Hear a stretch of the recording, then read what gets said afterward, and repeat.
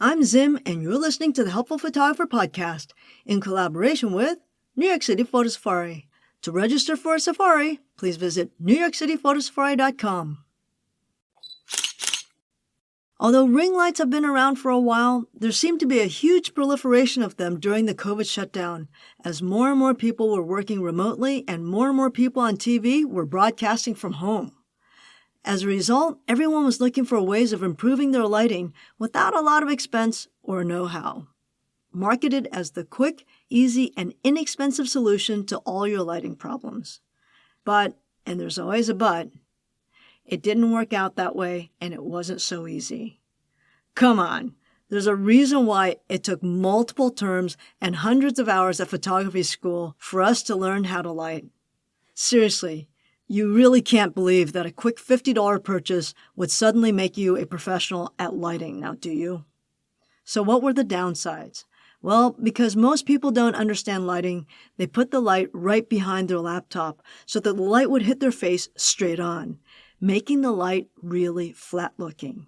Although it was probably a bit of an improvement over their kitchen light, it hit their face straight on. It's really unflattering. But the bigger problem is that the ring light is a circular light with a black hole in the middle, and it would reflect off people's eyes and their glasses. So why was this a problem? Because it made them look like the devil with weird glowing eyeballs. And if you were wearing glasses that didn't have anti-glare, it got even worse. That circle would bounce around on their glasses as they moved their head even the slightest bit. Yeah, that was pretty fun to watch.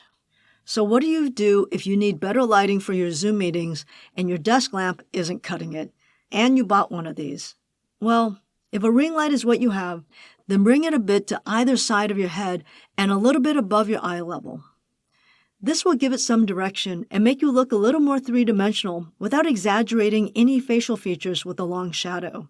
After all, most people don't really want to exaggerate things like your nose, right?